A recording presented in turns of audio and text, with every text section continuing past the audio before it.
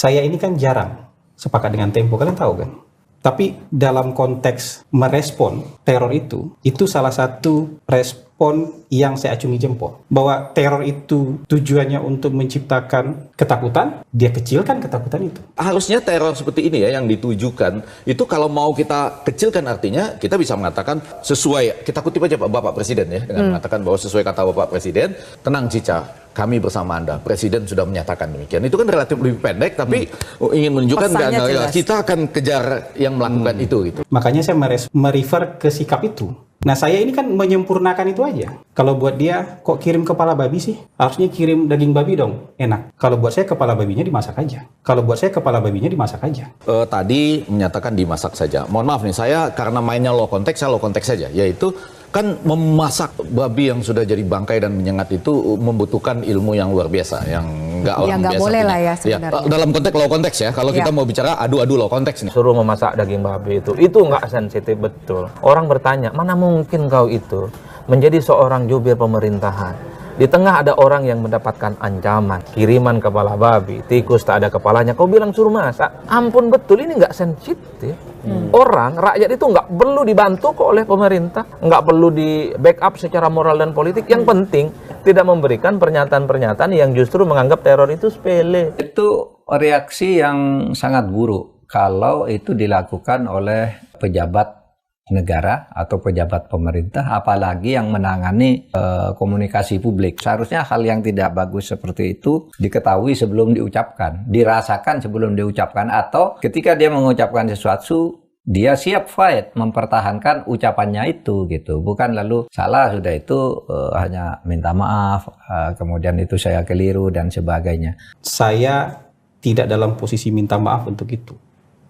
Saya tidak mentertawakan, ya. Saya tidak meledek, saya tidak merendahkan. Justru kita berdua sama-sama posisinya lagi merendahkan si peneror.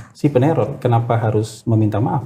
Kenapa harus standar dia itu yang dilekatkan ke standarnya saya? Posisi saya sama persis, sikap saya dan sikap Tempo sama persis. Itu saya yang harus minta maaf. Ini saya mengecilkan peneror, dia Tempo juga mengecilkan peneror. Terus ada yang bilang saya harus minta maaf. Dapat nggak logikanya? Saya sama-sama lagi mengecilkan peneror, Tempo juga lagi mengecilkan peneror. Terus logikanya di mana? Saya harus minta maaf. Minta maaf sama siapa? Minta maaf sama si peneror? Atau minta maaf sama siapa? Minta maaf sama Tempo? Sikapnya sama, terus minta maaf apa? Saya kecuali Tempo punya sikap yang beda. Tempo lagi mengecilkan si peneror, saya tahu saya dari penampilan mereka. Saya juga lagi mengecilkan si peneror, terus bedanya di mana? Alasan minta maafnya di mana? Nggak bisa menyatakan bahwa memang tujuannya adalah kita meminimalisasi ketakutan yang dimunculkan oleh teror. Karena orang melakukan teror membutuhkan orang takut di mana-mana. Karena itu misalnya kirim aja babi dan kemudian dimasak saja. Bukan itu intinya. Saya yakin bahwa Cica itu kalaupun ingin menunjukkan sebuah perlawanan dengan kalimat tertentu, dalam hatinya juga takut. Ketika dapat kiriman pertama, kami menyangka itu orang iseng kan. Ya ada setengah orang iseng, ada ini serius dan seterusnya. Maka Cica komennya, kenapa bukan daging babi saja yang dikirimkan, bukan kepala yang mentah gitu. Itu respon yang khas orang yang dalam tekanan sebetulnya. Jadi mencoba relax, mencoba santai agar tidak terlihat. Nyatanya ketika Cica dapat dan itu dibuka dan itu tahu babi, Cica itu nangis. Jangankan Cica, saya aja shock lihat kepala babi terpotong, telinganya hilang, kemudian darahnya masih ada di situ, baunya luar biasa. Itu shock, apalagi dia yang ada namanya di kotak itu. Jadi respon dia itu sebetulnya respon yang semacam mungkin denial gitu terhadap dia ingin merasa kuat gitu. Saya kuat dengan kiriman ini, dan dia nge-tweet itu. Maka ketika Pak Hasan Nasbi berkomentar seperti itu dan dia menangkapnya secara literal sebagai kepala komunikasi, saya kira ketika kita melihatnya, oh my god gitu. Seorang kepala komunikasi menanggapi hal yang sangat serius ini dengan jokes. Karena ini bukan saatnya yang tepat untuk membuat jokes untuk alasan apapun. Dan saya lihat ketika tayangan Bocor Alus juga dibecandain aja kok sama host-hostnya Bocor Alus. Yang 3 orang itu dibecandain aja kok. Loh, ini respon mereka bercanda-bercanda kok, ya. Kenapa orang memaksa kita harus prihatin? Kan kita harus dukung mereka mengecilkan itu. Bahkan sampai bilang kedua kali bilang, ya kirimin yang matang dong gitu. Jangan kirimin yang belum matang ya, kiriminnya yang matang. Buat saya itu cara merespon yang paling tepat. Yang benar. Kami di waktu kepala babi itu nanggapinya ya apa namanya ketawa-ketawa ya, masih santai gitu. Waduh ini orang kok kirim kepala babi dan seterusnya lah.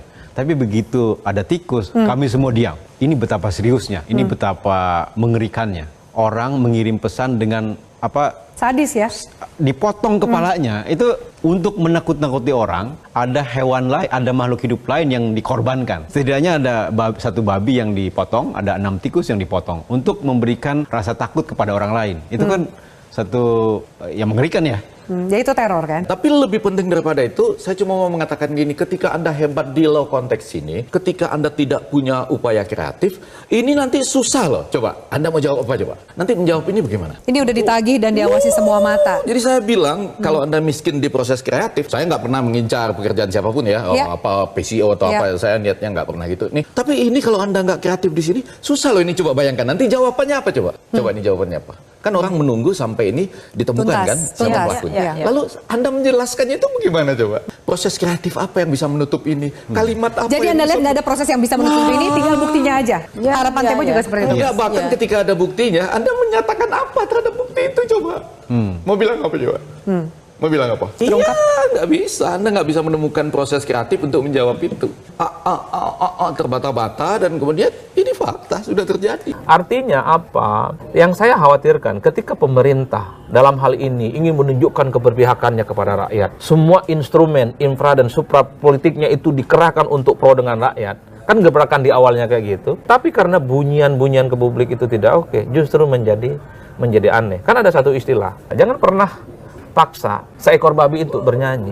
Karena sampai kiamat sekalipun, babi itu nggak bakal bisa bernyanyi, Bang. Bisanya gitu-gitu aja. Jangan pernah memaksakan sesuatu itu kalau memang dia tidak ahli juru bicara untuk menjadi ahli juru bicara. Karena yang Bang Adi ditunjuk jadi PCO? Oh, waduh, kita rakyat biasa. Cukup begini-begini aja di dosen, meneliti. Maksudnya Hasan Hasbi itu sebenarnya nggak bisa jadi juru bicara maksudnya? Saya nggak nyebut merek ya, Bang. Ini bulan puasa loh. Bulan puasa. Tapi secara prinsip, kalau kita ngomong PCO pasti ke sana. Kecuali ada PCO tandingan. Ini nggak ada PCO tandingan. Nah, saya khawatir karena kan unsur-unsur dari pemerintahan. Tapi tadi menarik apa analoginya. Jangan menyuruh babi bernyanyi gitu. Jangan paksa, jangan paksa. Karena tidak akan bisa ya. Atau bahasa dangdut kita, Bang. Bahasa dangdut kita. Seringkali begini, lagu yang bagus kalau dinyanyikan oleh orang yang tak bisa nyanyi jadi sumbang, Abang. Saya ini penyanyi dangdut, kalau nyanyi keroncong jadi buruk, Bang. Orang pada kabur semua. Tapi logikanya ya masuk sih ya. Oh, masuk dong, masuk. Kalau lagu bagus dinyanyikan orang yang suaranya tidak bagus ya jadi terdengar sumbang. Jadi nggak bagus. Kecuali lip sync. Nah, itu yang saya sebutkan, Bang. Saya khawatir pemerintah yang hari ini kelihatan pro rakyat bikin kebijakan-kebijakan populis, makan bergizi gratis, bikin rumah 3 juta untuk rakyat, sekolah gratis, apalagi listriknya, termasuk dan antara katanya untuk rakyat. Kalau speak up kepada publiknya tidak oke ya, yang timbul itu. Jadi mau jadi PR buat Prabowo ya untuk beresin komunikasi publik anak buahnya itu ya. Karena kalau enggak ya akan terus seperti ini. Baik, kita sudah mendengar pernyataan Kepala Kantor Komunikasi Kepresidenan yaitu Bapak Hasan Hasbi terkait teror kepala babi yang dikirimkan ke kantor Tempo menuai kritikan tajam dari berbagai kalangan. Maka dari itu saya sangat tertarik untuk melihat kritikan-kritikan atau masukan-masukan dari para teman-teman kita terkait pernyataan Bapak Hasan Hasbi. Inilah salah satu pejabat negara yang sangat memalukan dalam berucap. Jubir selayaknya berucap menyejukkan, tidak asal ceplas-ceplos, tidak mencerminkan seorang pejabat yang pantas duduk di jajaran pemerintahan Pak Prabowo. Apapun bantahan yang Hasbi ucapkan tidak menghapus rasa kecewa masyarakat. Kalau kepala komunikasinya saja gak punya etika, apalagi rakyat. Kalau jubir tidak menguasai cara komunikasi yang baik, sebaiknya mundur saja daripada terus bikin gaduh di masyarakat dan buat malu istana. Inilah hasil pilpres, inilah pilihan. Gak malu ya, padahal negeri ini dimalu-malukan. Kalau saya jadi Prabowo punya kepala komunikasi seperti Hasan Hasbi, saya kubur hidup-hidup. pecat saja benalu pemerintahan Pak Prabowo. Bicaranya kasar itu 11-12 dengan Prabowo. Sangat tidak mungkin dia dipecat. Jangan paksakan kalau tidak layak mengelola negara. Negara ini milik rakyat, bukan milik bapakmu. Muak lihat kelakuan mereka.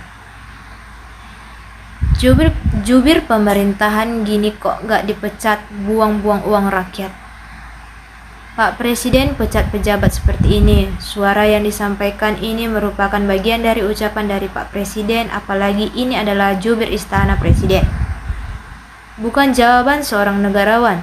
Tak pantas jadi apa ini?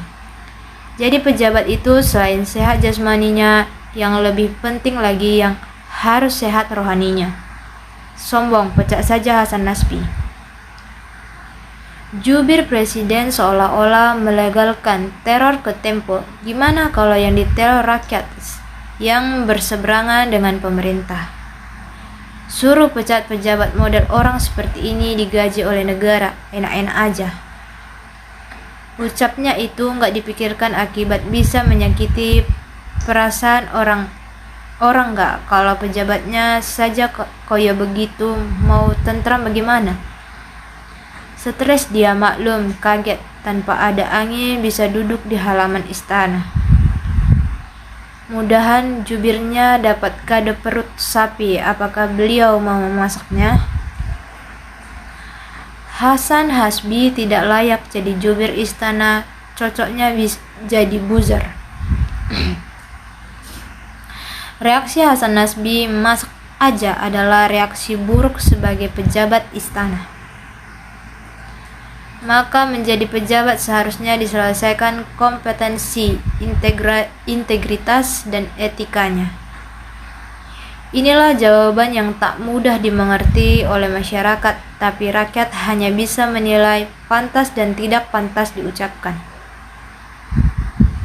Kalau hati nurani rusak, maka semua perbuatannya juga rusak. Cara berpikirnya, ucapannya, tanggung jawabnya rusak semua. Kirimkan balik aja ke yang bilang suruh masak biar dimasak. Sungguh statement yang ironis, tidak elegan sebagai jubir pemerintah. Anda digaji oleh pajak yang dibayar rakyat, tak bermoral. Saya orang fakir. Bapak Presiden Prabowo harus punya nyali membersihkan orang yang tidak kompeten di kabinet. Kalau aku pribadi, pecat aja Menteri Hasbi. Ini udah keterlaluan. Orang istana sekarang sombong-sombong. Ini bentuk iri hati dari pemerintahan Soeharto. Dulu anti korupsi sama pejabat, dan sekarang waktu menjabat malah dia yang lebih gila korupsinya. Penguasa otoriter takut dengan rakyat yang terinformasi. Mereka meneror dan membungkam kebenaran. Maju terus Tempo. Itulah pejabat yang dipilih karena pertemanan saja, bukannya karena keahlian atau kepintarannya. Orang-orang Prabowo sama sekali bukan orang berbobot. Kalau seperti ini, Prabowo tidak sukses dalam pemerintahannya. Ayo, di mana peran Seskap Teddy? Apakah sudah ditegur kemudian dipaksa untuk mengundurkan diri seperti Kadus Miftah? Ini pernyataan jubir presiden. Ini pernyataan jubir presiden loh. Kok asal ngomong aja, malah cari alasan pembenaran lagi atas pernyataan ini. Benar-benar memalukan Prabowo. Ganti Pak. Gak usah nunggu lama-lama. Negara ini membutuhkan orang-orang yang cakap dalam bekerja dan bertindak. Ganti saja daripada merusak nama baik presiden. Jubir cengar-cengir, pejabat yang tidak mau merendahkan diri dan minta maaf, ya pecat aja. Siapa yang setuju? Baik, itulah tadi pendapat dari teman-teman kita terkait pernyataan dari Bapak Hasan Nasbi. Maka dari itu, berikan pendapat-pendapatmu di kolom komentar dan dukung tetap channel ini untuk menggali semua, untuk update berita-berita terbaru terkait yang ada di Indonesia ini. Sekian dan terima kasih.